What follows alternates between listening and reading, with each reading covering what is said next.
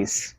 तो देखो मेटल की रिएक्शन हमने अलग अलग चीजों के साथ कर करके देखी और बहुत ही मजा आया, है ना। वैसे मजा वजा कुछ नहीं आया है, बस समझ में आया है। Reaction of metal. अब बारी है सॉल्ट की, है ना, नमक। अभी तक हमने सिर्फ नमक को खाया है, कभी रिएक्शन नहीं करी, है ना।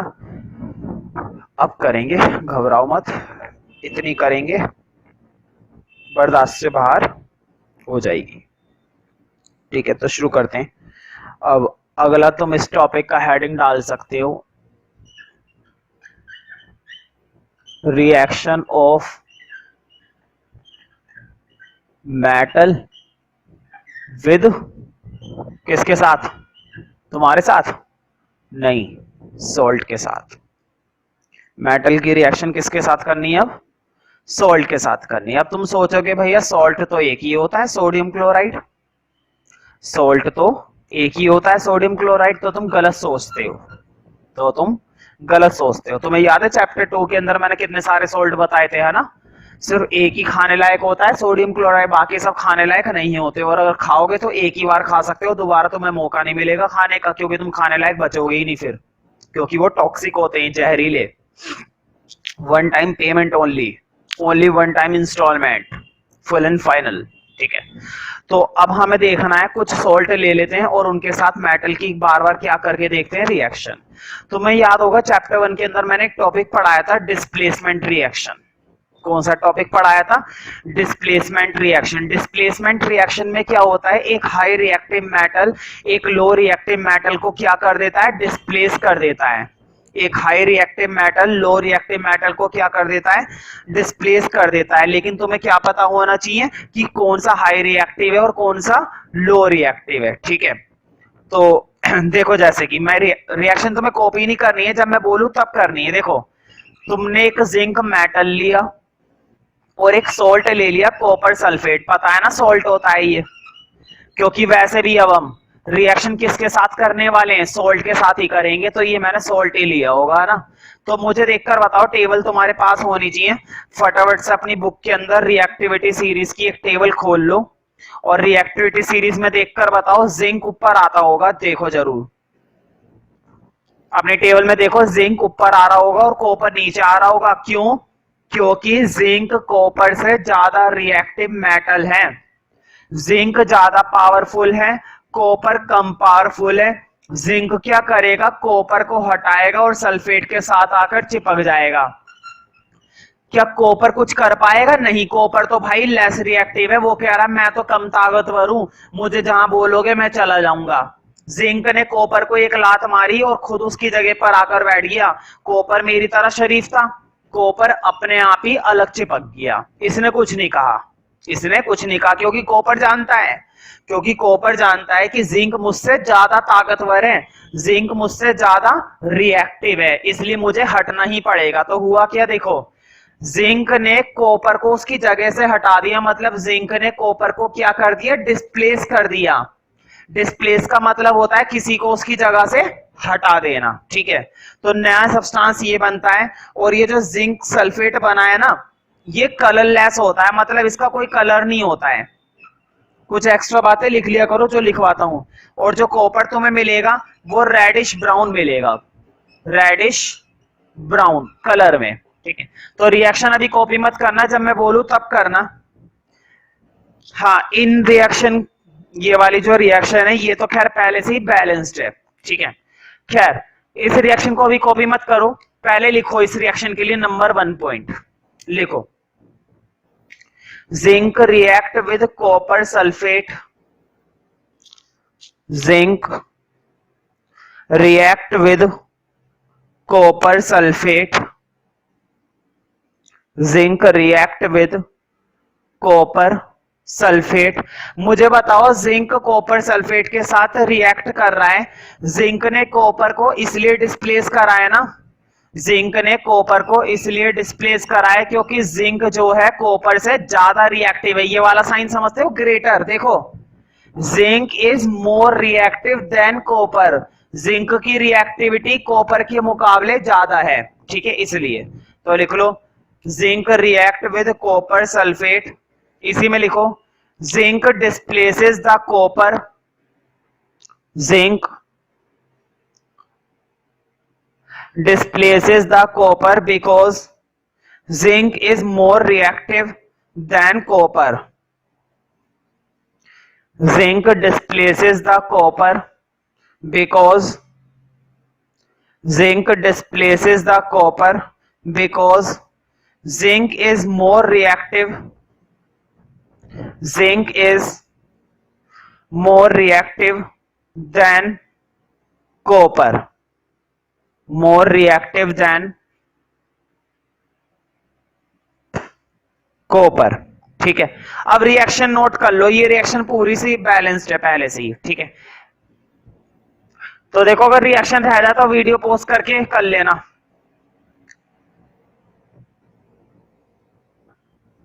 अब दूसरी लिखो, अब तुम्हें इतना सजाने की जरूरत नहीं है, सीधा रिएक्शन नोट कर लो। लिखो इस बार कॉपर है प्लस इस बार जो मैंने सोल्ट लिया है वो लिया है सिल्वर नाइट्रेट। ये होता है ना सिंबल सिल्वर नाइट्रेट का ध्यान रखना है। देखो Ag होता है सिल्वर और NO3 होता है नाइट्रेट, सिल्वर नाइट्रेट। नीचे लिख लेना, ये भी एक तरीके का क्या होता है सॉल्ट, लेकिन खाने लायक नहीं होता। अब फटाफट से अपनी टेबल में देखो कॉपर ऊपर आता है या सिल्वर ऊपर आता है, देखो जरा। जरूर कॉपर पहले आ रहा होगा और सिल्वर बाद में आएगा नीचे। क्यों? क्योंकि जो सिल्वर होता है वो कॉपर के मुकाबले कम रिएक्टिव होता है, इसलिए वो नीचे आता है।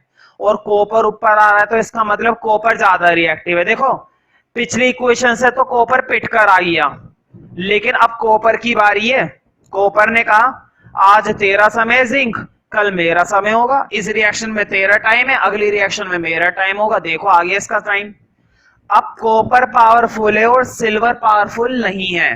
कॉपर सिल्वर को लात मारेगा, बताओ चांदी को लात मार रहा है, कॉपर सिल्वर को लात मारेगा। सिल्वर बेचारा फिर से मेरी तरह शरीफ है, ये चुपचाप हटकर एक तरफ चला गया।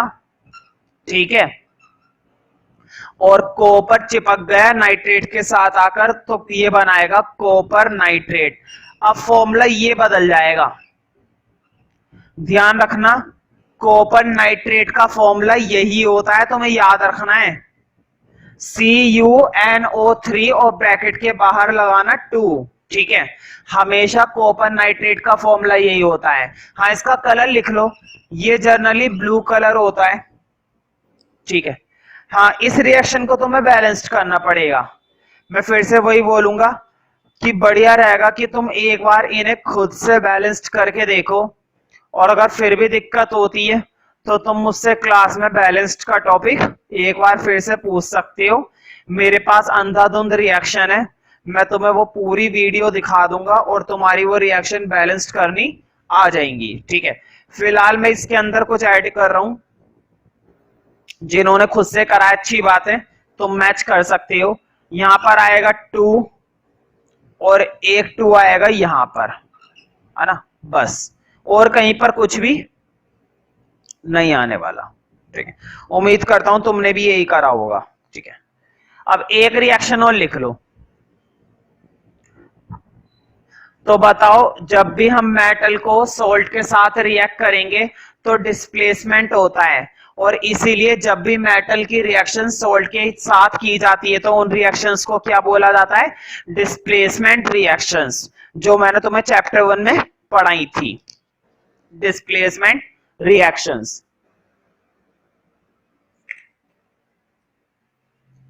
अब तीसरी देखते हैं, थर्ड वन।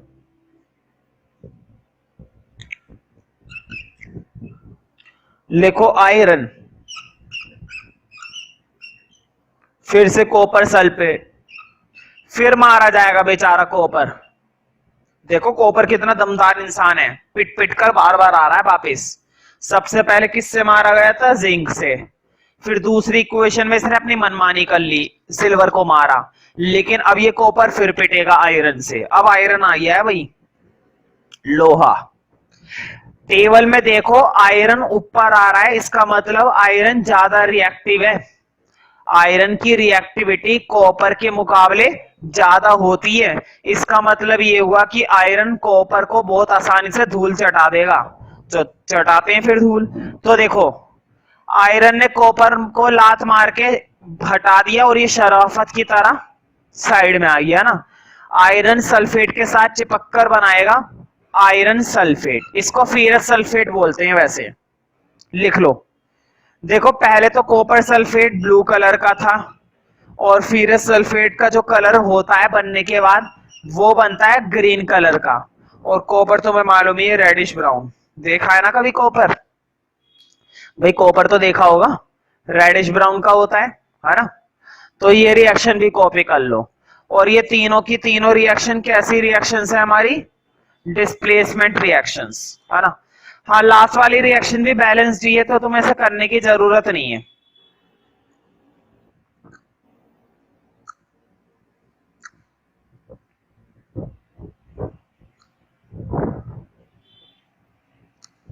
अब इस चैप्टर का सबसे इंपॉर्टेंट पार्ट स्टार्ट होने वाला है, क्योंकि अभी तक हमने मेटल की रिएक्शन वाटर के साथ देखी, ऑक्सीजन के साथ देखी, एसिड के साथ देखी, है ना, और अभी अभी हम सॉल्ट के साथ देख कर आए। अब मेटल की रिएक्शन नॉन मेटल के साथ देखेंगे। मेटल की reaction with non metal, heading डाल दो। अच्छा मैंने ध्यान नहीं रहा, स्टार्टिंग में मैंने रिएक्शन वर्ड नहीं लिखा, कोई बात नहीं, तुम लिख लेना। Reaction of metal with non metal, reaction of metal with non metal.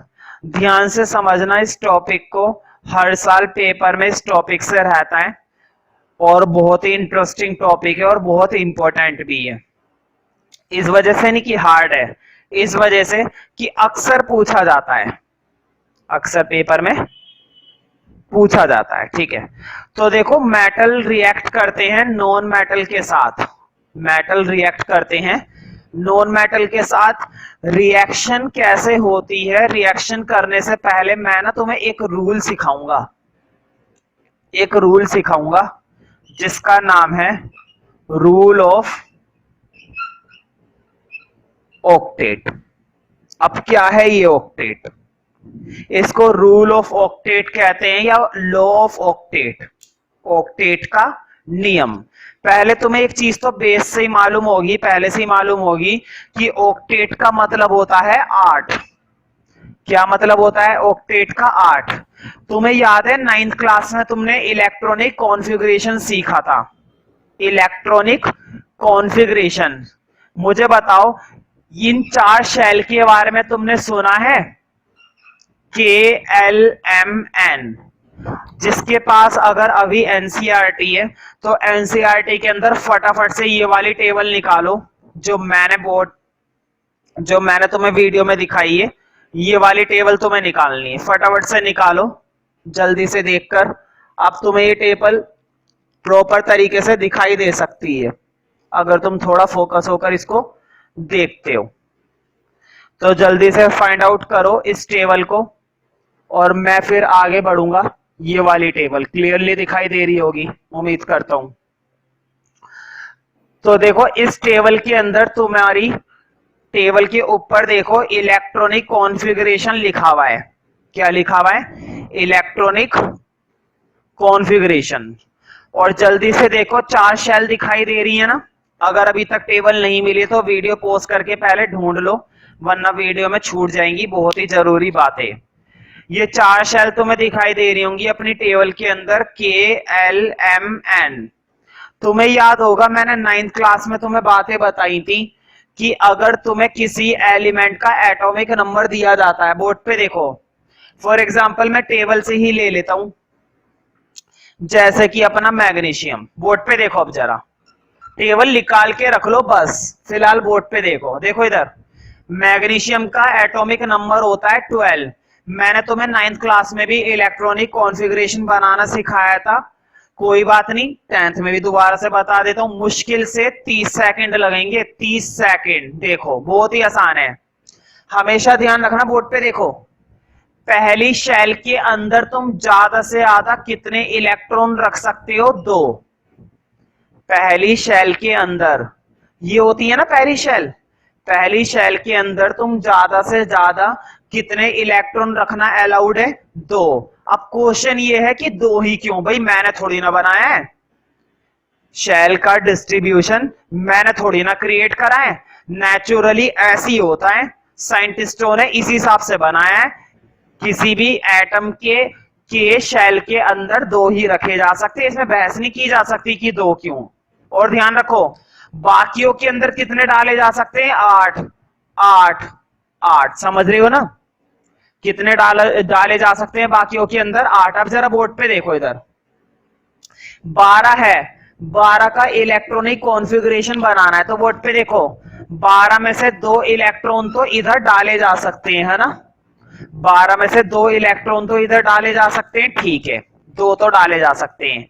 बताओ 12 में से 2 तो डाल दिए, 12 में से क्या तुमने 2 इलेक्ट्रॉन डाल दिए? डाल दिए। कितने रह गए? 10 रह गए। 12 में से 2 इधर डाल दिए, 10 रह गए। 10 में से 8 तुमने इधर डाल दिए, क्योंकि 8 से ज्यादा तुम इस वाली शेल के अंदर नहीं डाल सकते। मुझे बताओ, 2 पहले डाले, 8 बाद में डाले, 10 डाल दिए ना, कितने और रह गए? भाई 12 में से 10 तो आ गए, 2 बचे, 2 इस वाली शेल में डाल दो, क्या दिक्कत है? कोई दिक्कत तो नहीं है। मैं तुम्हें चाहता तो ये इलेक्ट्रॉनिक कॉन्फ़िगरेशन याद करने के लिए बोल देता, लेकिन उसकी बजाय तुम इसको बनाना सीखो। बस तुम्हें क्या याद होना चाहिए? उसका एटॉमिक नंबर। क्या याद होना चाहिए? उसका एटॉमिक नंबर। अब मैं तुम्हें एक और बनाकर दिखा देता हूं भाई, बढ़िया सा मेरे पास है सल्फर। सल्फर बहुत बढ़िया है, देखो बोर्ड पे, सल्फर। सल्फर का एटॉमिक नंबर है 16। देखो बोर्ड पे, बताओ पहली शेल के अंदर तुम कितने रख सकते हो ज्यादा से ज्यादा? 2। 16 में से 2 तो रख दिए, कितने इलेक्ट्रॉन तुम्हारे पास अभी भी बचे हैं? 16 में से जब तुमने 2 सेट कर दिए, तो क्या तुम्हारे पास 14 नहीं बचे? क्या तुम्हारे पास सिर्फ 14 इलेक्ट्रॉन्स बचे हैं या नहीं बचे हैं? सिर्फ और सिर्फ तुम्हारे पास कितने इलेक्ट्रॉन्स बचे हैं भाई? 14। तो अब जरा देखो, 14 में से तुमने 8 यहां पर और डाल दिए, है ना? 2 इधर डाले, 8 इधर डाले, कितने डाल दिए टोटल तुमने इलेक्ट्रॉन्स? 10 इलेक्ट्रॉन डाल दिए। तो 10 इलेक्ट्रॉन तो आ गए, और 16 में से 10 आ गए, तो कितने और बचे? 6 और बचे, आगे वाली शेल में डाल दो, कोई दिक्कत तो नहीं हो रही ना? ठीक है, 2 पर बनाना आ गया ना। चलो मैं तुम्हारे लिए एक सबसे बड़ा और कर देता हूं, जैसे कि देखो कैल्शियम, है ना? लास्ट बता रहा हूं बस। अब उम्मीद है तुम्हें 2 से समझ में आ रहा होगा, है ना? कोई बात नहीं, मेरा काम है बताना। मैं तो 118 होते हैं, कितने एलिमेंट होते हैं टोटल? 118। मैं 118 की 118 बताने के लिए तैयार हूं, लेकिन तुम समझने के लिए तैयार रहो बस। सोचो 118 कितनी बड़ी बात है। कैल्शियम का एटॉमिक नंबर होता है 20। कितना एटॉमिक नंबर होता है? 20। 20 का डिवीजन करना है, तो देखो 20 का डिवीजन करेंगे। अगर तुम पहली शेल के अंदर ज्यादा से ज्यादा कितने रख सकते हो? 2। 20 में से 2 तो तुमने यहां पर रख ही दिए, कितने बचेंगे? 18। 18 में से तुमने 8 इलेक्ट्रॉन इसके अंदर रख दिए। देखो 2 और 8 10। 20 में से तुमने 10 इलेक्ट्रॉन इसके अंदर डाल दिए, अभी भी तुम्हारे पास कितने बचे हुए हैं? 10 इलेक्ट्रॉन। उन 10 इलेक्ट्रॉन में से तुमने 8 फिर डाल दिए। अब जरा बोर्ड पे देखो, 2 8 8, कितने आ गए? 18, है ना? 2 8 8, कितने इलेक्ट्रॉन डाल चुके हो? 18। कितने और बचे हैं तुम्हारे पास? 20 थे, 18 डाल दिए, 2 और बचे, वो लास्ट वाली शेल में डाल दो। तुम पूछोगे कि सर अगर इलेक्ट्रॉन ज्यादा बड़ा आ गया, मतलब किसी का एटॉमिक नंबर 55 है, किसी का क्या होता है? बहुत इलेक्ट्रॉन ऐसे 55 70 115, है ना, 90, उनका कैसे करते हैं? तो भाई उनका अभी टेंशन मत लो, वो 11th क्लास की केमिस्ट्री की बातें तुम्हें मालूम नहीं है। इनके बाद भी सब ऑर्बिटल्स बनाई गई हैं, और वो सब ऑर्बिटल्स मैं अभी नहीं बता सकता, क्योंकि अभी इतना डीप में जाने की क्या जरूरत है। तुम्हें कितने इलेक्ट्रॉन दिए गए? 20 तक के दे रखे हैं मेरे ख्याल से। बस 20 पर फोकस करो, क्यों टेंशन ले रहे हो? मैंने तुम्हें सबसे बड़ा भी बनाकर दिखा दिया ना 20 वाला, बस फिर क्यों घबरा रहे हो? इससे बड़ा मत सोचो, ना ही पेपर में तुम्हारे 10th क्लास के लेवल में इससे बड़ा इलेक्ट्रॉन वाला आएगा, है ना। 20 तक का बना बना कर देख लो और उम्मीद है तुम्हें 20 तक के समझ में आ गए होंगे। अभी अभी मैंने बताया था लो ऑफ ऑक्टेट, तुम सोच रहे होंगे मैंने बीच में ऑक्टेट बोला फिर मैं ये क्या कराने लग गया। बिल्कुल ठीक, बहुत बढ़िया सोचा, कोई बात नहीं। देखो अब जरा,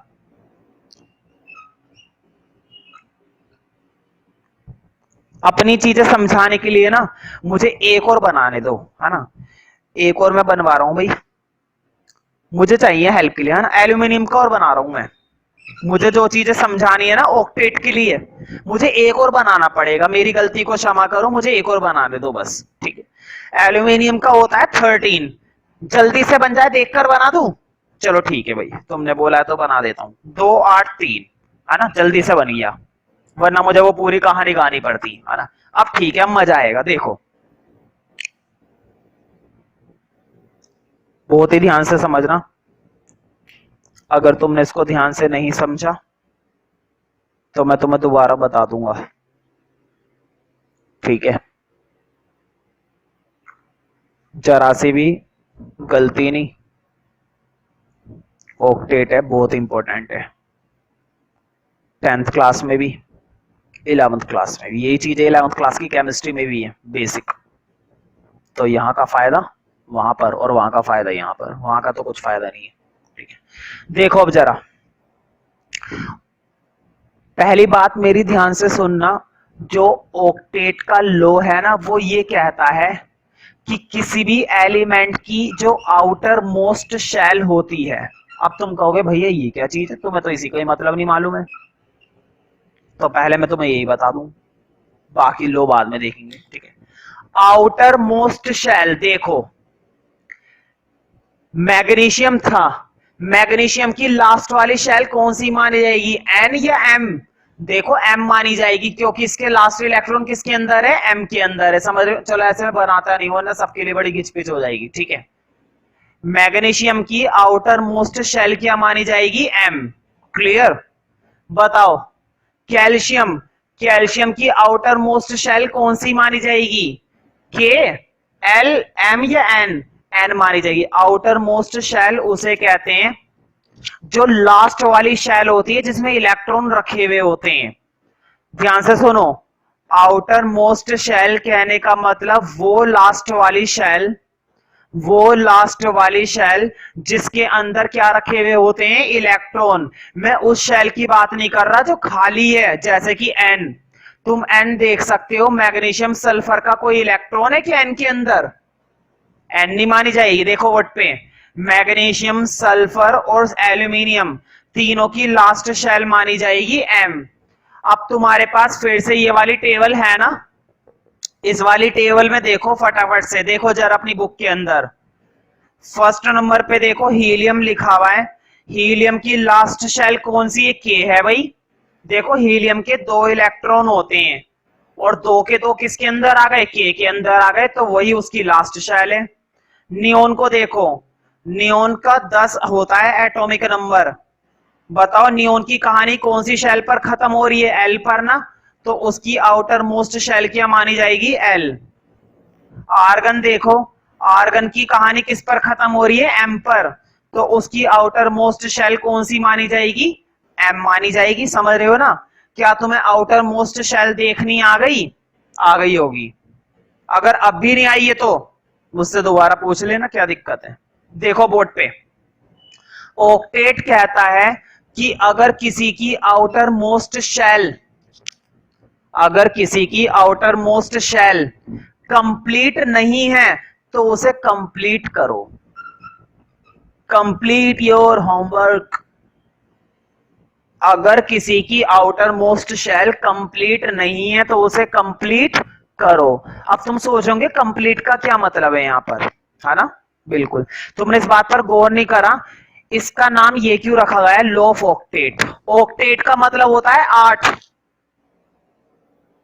लॉ ऑफ ऑक्टेट कहता है कि आउटर मोस्ट शेल में 8 इलेक्ट्रॉन पूरे होने चाहिए। लॉ ऑफ ऑक्टेट कहता है आउटर मोस्ट शेल में लॉ ऑफ ऑक्टेट कहता है आउटर मोस्ट शेल में पूरे कितने इलेक्ट्रॉन होने चाहिए? 8। अब तुम कहोगे भाई हम कहां से लाए, घर से बनाए क्या इलेक्ट्रॉन? नहीं, घर से तो नहीं बनाने। देखो बोर्ड पे, मुझे बताओ क्या मैग्नीशियम की लास्ट शेल में 8 है? नहीं है। क्या इसने ऑक्टेट का नियम लागू करा? नहीं करा। सल्फर की लास्ट शेल में कितने हैं? 6। क्या इसने अपना ऑक्टेट पूरा करा? नहीं करा। कैल्शियम की लास्ट शेल में है 2। क्या इसने अपना ऑक्टेट पूरा करा? नहीं करा। एल्यूमिनियम की लास्ट शेल में है 3। क्या इसने अपना ऑक्टेट पूरा करा? नहीं करा। ध्यान से सुनो, 118 एलिमेंट में से बहुत ही कम एलिमेंट ऐसे हैं जो अपना ऑक्टेट पूरा करते हैं। तो क्वेश्चन ये है कि अगर वो अपना ऑक्टेट पूरा नहीं कर पा रहे हैं तो हम उनका ऑक्टेट कैसे पूरा करेंगे? अब देखो जरा कितना इंटरेस्टिंग टॉपिक है। देखो लास्ट शेल में कितने थे? 2। अगर मैं ये 2 हटा दूं, मतलब इस एलिमेंट के 2 इलेक्ट्रॉन रिमूव कर दिए। तुम सोचोगे कैसे? केमिकली ऐसा करना पॉसिबल है by the process of chemical reactions. Chemical synthetically इस तरह से हम किसी भी एलिमेंट के 2 या 3 इलेक्ट्रॉन को हटा सकते हैं। मुझे बताओ, जैसी मैंने उसके 2 इलेक्ट्रॉन हटा दिए, उसकी लास्ट शेल में कितने रह गए? 8 रह गए ना? 8 रह गए। क्या इसने अपना ऑक्टेट पूरा कर लिया? कर लिया। इसका मतलब ये हुआ, बोर्ड पे देखो, मैग्नीशियम ने अपने 2 इलेक्ट्रॉन क्या कर दिए? लॉस कर दिए। अपने 2 इलेक्ट्रॉन क्या कर दिए? लॉस कर दिए। अब जरा नीचे बढ़ो, मुझे बताओ लास्ट शेल में कितने हैं? 6। एक बात ध्यान रखना, ये जो लॉस करने वाली टेक्निक है ना, तुम पता है किसी भी एलिमेंट के कितने इलेक्ट्रॉन अलग कर सकते हो? ज्यादा से ज्यादा तुम उसका 1 इलेक्ट्रॉन हटा सकते हो। ज्यादा से ज्यादा तुम उसके 2 इलेक्ट्रॉन हटा सकते हो। ज्यादा से ज्यादा तुम उसके 3 इलेक्ट्रॉन हटा सकते हो, बस। 4 इलेक्ट्रॉन 5 इलेक्ट्रॉन नहीं हटा सकते हो। तुम पूछोगे क्यों? अब मैं तुम्हें बताता हूं। वैसे तो देखो बहुत ही ज्यादा डीपली कंसेप्ट है, मैं नहीं चाहता कि मैं तुम्हें 11th क्लास की केमिस्ट्री की बातें बताऊं क्योंकि इसका सही रीजन वहीं पर है, लेकिन मैं तुम्हें कुछ चीजें बता देता हूं। देखो, मैंने ये बोला था ना कि मैग्नीशियम की ये 2 इलेक्ट्रॉन हटा दो, ठीक है, हटा दिया था। इसको हटाते ही ऑक्टेट पूरा दिख रहा था ना। देखो लास्ट शेल में कितने दिख रहे थे? 8। ऑक्टेट पूरा हो गया था हटाने पर। हटाने पर ऑक्टेट क्या हो गया था? पूरा। लेकिन किसी भी एटम के इलेक्ट्रॉन हटाना इतना आसान नहीं है। Too much energy is required to remove 1 electron from the respective atom. किसी भी एटम से 1 इलेक्ट्रॉन को हटाने के लिए दुनिया भर की एनर्जी हमें चाहिए होती है। 1 इलेक्ट्रॉन को हटाने में 2 को भी हम हटा ही लेते हैं जैसे तैसे, 3 को भी हटा लेते हैं, लेकिन 4 को भूल कर भी नहीं हटा सकते। ऐसा कोई केमिकल प्रोसेस नहीं बना जो आज तक किसी एलिमेंट के 4 इलेक्ट्रॉन को रिमूव करने की ताकत रखता है। 4 नहीं कर सकते, और जब 4 नहीं कर सकते तो 5 6 का तो सवाल ही नहीं बनता। तो तुम्हें मैग्नीशियम समझ में आ गया होगा ना? देखो अब जरा, अब अगर तुम्हें मैग्नीशियम समझ में आ गया है तो अब मैं तुम्हें सल्फर पर गौर करवाऊंगा। देखो जरा, सल्फर की लास्ट शेल में कितने हैं? 6। हटाने वाला तरीका कितने पर चलता है? 1 इलेक्ट्रॉन पर, 2 इलेक्ट्रॉन पर, 3 इलेक्ट्रॉन पर। हटाना तो भूल जाओ। क्या इसके 6 इलेक्ट्रॉन हटा सकते हो? भाई हाथ से तो हटाना बड़ा आसान है, लेकिन केमिकल प्रोसेस हाथ से नहीं होता है, केमिकली होता है। केमिकल को रिएक्ट करके होता है, ठीक है? ऐसे नहीं होता है। 6 को नहीं हटा पाओगे। 6 तो छोड़ो, 4 में आग लग जाएगी। दुनिया भर की एनर्जी चाहिए, इतनी एनर्जी कहां से लाओगे? इतने ज्यादा ह्यूज अमाउंट में हीट चाहिए कि इंसान उस चीज को रिएक्ट कर ही नहीं पाएगा, शरीर ही जल जाएगा इतनी एनर्जी के साथ। तो ठीक है, तो ये करना खतरे से खाली नहीं है, इसलिए कोई नहीं करता। लेकिन भाई जब ऑक्टेट ने हमें लॉस की टेक्निक बताई है, चीजों को, इलेक्ट्रॉन को हटाने की टेक्निक बताई है, रिमूव करने की टेक्निक बताइए, तो गेन करने की टेक्निक भी तो बताइए, लेने की टेक्निक भी तो बताइए, ऐड करने की टेक्निक भी तो बताइए। देखो मुझे बताओ, 6 को तो तुम हटाने से रहे, 2 यहां पर लाकर जोड़ भी तो सकते हो। मुझे बताओ 6 इलेक्ट्रॉन में 2 इलेक्ट्रॉन ऐड कर दोगे, 6। अब तुम पूछोगे 2 कहां से लाए भैया, बहुत ही बढ़िया सवाल। ये मत सोचो कहां से ला रहे हैं कहां को दे रहे हैं, हटाकर कहां पर रख रहे हैं और ला रहे हैं तो कहां से ला रहे हैं, अभी मत सोचो, अभी ऑक्टेट पर ध्यान दो बस। मुझे बताओ अगर मैं इसमें लाकर 2 जोड़ दूं तो क्या ऑक्टेट कंप्लीट होगा या नहीं होगा, होगा। इसका मतलब ये हुआ कि हम इसके अंदर 2 क्या करवा सकते हैं, गेन। 1 इलेक्ट्रॉन क्या करवा सकते हैं, गेन। 3 इलेक्ट्रॉन क्या करवा सकते हैं, गेन। अगेन मैं वही बात बोलूंगा कि ज्यादा से ज्यादा तुम 1 ऐड करवा सकते हो, ज्यादा से ज्यादा तुम 2 ऐड करवा सकते हो, ज्यादा से ज्यादा तुम 3 ऐड करवा सकते हो, लेकिन तुम 4 नहीं करवा सकते। इसका मतलब ये हुआ कि किसी भी एलिमेंट का ऑक्टेट अगर तुम्हें पूरा करना है, किसी भी एलिमेंट का क्या पूरा करना है, तुम्हें ऑक्टेट पूरा करना है, तो ऑक्टेट पूरा करने के तुम्हारे पास 2 मेथड बन जाते हैं। ऑक्टेट पूरा करने के 2 मेथड बन जाते हैं, या तो गेन करवाओ या फिर लॉस करवाओ, या तो गेन करवाओ या लॉस करवाओ। लॉस करवाते हो तो 1 2 3 इलेक्ट्रॉन से ज्यादा तुम लॉस नहीं करवा सकते, गेन करवा रहे हो तो 1 2 3 से भी ज्यादा गेन नहीं करवा सकते। इसका रीजन वैसे चैप्टर 4 में मैं तुम्हें बताऊंगा क्यों नहीं कर सकते गेन और क्यों नहीं कर सकते लॉस। वैसे तो मैंने थोड़ा बहुत बता दिया है एनर्जी वगैरह का एग्जाम्पल देकर, है ना, लेकिन इसका प्रॉपर रीजन वैसे 11th क्लास की केमिस्ट्री में है। ठीक है, तो देखो अब तुम्हें एक ऑक्टेट का नियम समझ में आ गया, बोर्ड पे देखो, rule of octet. Rule of octet कहता है कि कोई भी एटम अपनी आउटर मोस्ट शेल को कंप्लीट करेगा। देखो बोर्ड पे, कोई भी atom, sodium, chlorine, phosphorus, sulphur, कोई भी एटम अपनी आउटर मोस्ट शेल को कंप्लीट करेगा, या तो वो अपने 1 2 3 इलेक्ट्रॉन को रिमूव कर देगा, या फिर वो अपने 1 2 3 इलेक्ट्रॉन को ले लेगा।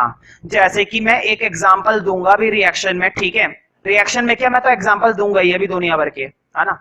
तो ऑक्टेट का नियम क्या कहता है, देखो, हर एक एलिमेंट अपनी आउटर मोस्ट शेल को कंप्लीट करता है, हर एक एलिमेंट अपनी आउटर मोस्ट शेल को क्या करता है, कंप्लीट करता है। यह है बहुत छोटा सा नियम। और कैसे कंप्लीट करता है, या तो 1 इलेक्ट्रॉन 2 इलेक्ट्रॉन 3 इलेक्ट्रॉन को लेगा, या फिर 1 इलेक्ट्रॉन 2 इलेक्ट्रॉन और 3 इलेक्ट्रॉन को देगा। ठीक है, इस तरह से।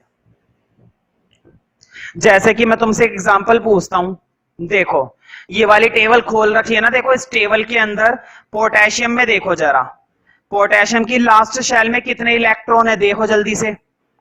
पोटेशियम की लास्ट शेल के अंदर क्या तुम्हें 1 इलेक्ट्रॉन दिख रहा है, मुझे बताओ ये एक खराब कर रहा है ना मामला, हटा दो इसे। मुझे बताओ जैसे तुम इस 1 इलेक्ट्रॉन को हटाओगे, क्या पोटेशियम का ऑक्टेट तुम्हें कंप्लीट दिख रहा है, बताओ। पोटेशियम का क्या ये नहीं है, बोर्ड पे देखो, पोटेशियम का इलेक्ट्रॉनिक कॉन्फ़िगरेशन ये है, ये 1 प्रॉब्लम कर रहा था ना, हटा दो। बताओ क्या ऑक्टेट कंप्लीट हो गया, 8 है। लास्ट शेल में कितने इलेक्ट्रॉन बचे, 8 बचे, ऑक्टेट कंप्लीट हो गया। और क्या लोगे, एक और देखो, लास्ट वाला देखो जरा, क्लोरीन, क्लोरीन को देखो, क्लोरीन में ये है, बोर्ड पे देखो 287। मुझे बताओ लास्ट शेल में 7 इलेक्ट्रॉन है, क्या 7 हटाना आसान है, नहीं, 7 हटाना आसान नहीं, आई एम सॉरी, 7 को नहीं हटा सकते। चलो 7 को तो हटाने से रहे, 1 यहां पर लाकर ऐड ही कर दो। जैसे तुम यहां पर 1 लाकर ऐड करोगे, लास्ट शेल में कितने हो गए, 8, ऑक्टेट कंप्लीट हो गया। यानी कि कुल मिलाकर मुद्दे की बात ये हुई कि कोई हटाता है तो कोई लेता है, कोई देगा तो कोई लेगा। ठीक है, अभी मैं प्रॉपर समझाऊंगा। पहले तो रूल देखो, हेडिंग मैंने डलवा रखा है मेटल विद नॉन मेटल, है ना, एक सब हेडिंग डाल दो, रूल ऑफ ऑक्टेट, है ना। लिखो इसकी डेफिनेशन, छोटी सी है बहुत, लिखो लिखो according to this rule, according to this rule atom complete their outermost shell. According to this rule, atom complete their outermost shell. Complete their outermost shell. मतलब एक एटम अपनी outermost shell को क्या करता है? कंप्लीट करता है. Complete their outermost shell. लिखो बाय टू वेज, दो तरीके से, बाय टू वेज, या तो गेन या फिर लॉस. बाय टू वेज लिख लो, बाय टू वेज. लिखो पहला स्मॉल ए करके, बाय टू वेज. ठीक है, तो या तो वो अपने एक दो तीन इलेक्ट्रॉन को रिमूव कर दे, या फिर वो 1 2 3 इलेक्ट्रॉन को गेन कर ले, है ना. लिखो पहला रीजन, लिखो बाय रिमूविंग 1, 2 और 3 इलेक्ट्रॉन्स, बाय रिमूविंग 1, 2 और 3 इलेक्ट्रॉन्स. रिमूविंग समझते हो ना, हटाना. मतलब या तो वो अपने उन इलेक्ट्रॉन को हटा दे शराफत से, बाय रिमूविंग 1, 2 और 3 electron from the outermost shell, from the outermost shell, from the outermost shell for another atom, for another atom, from the outermost shell for another atom, outermost shell for another atom. अब लिखो B, या फिर वो gain कर ले, है ना, या फिर वो क्या कर ले, गेन कर ले. तो लिखो बाय गेनिंग, बोर्ड पे लिखा हुआ है. गेनिंग का मतलब होता है ले लेना. बाय गेनिंग 1, 2 और 3 इलेक्ट्रॉन्स, बाय गेनिंग 1, 2 और 3 electrons in the outermost shell, in the outermost shell, for gaining, sorry, by gaining 1, 2 or 3 electrons in the outermost shell by another atom, by another atom, by another atom, another atom.